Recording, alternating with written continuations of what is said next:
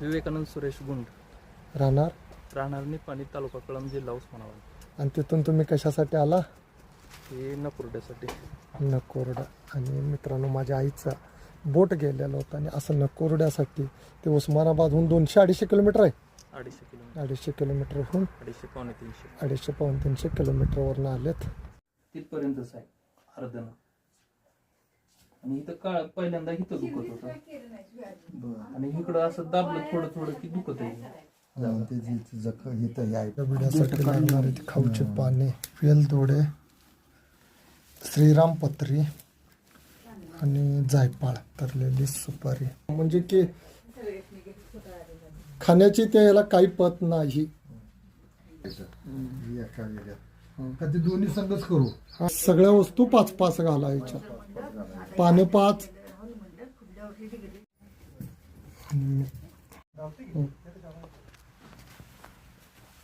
मला आले जी तुझ्या बघायचं पुन्हा बांधायचं, मोकळं सोडायला एवढा.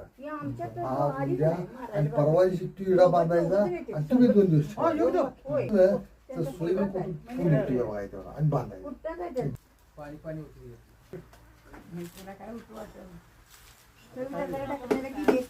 आम्ही येऊन बसतो. एक पान ठेवून असं बांधायचं असतं.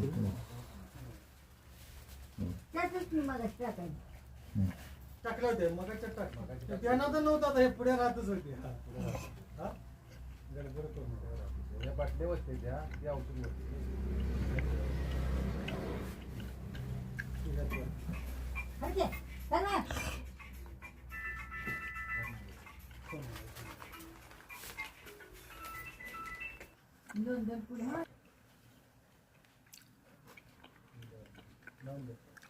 मित्रांनो, अशा रीतीने हा पेढा बांधला जातोय.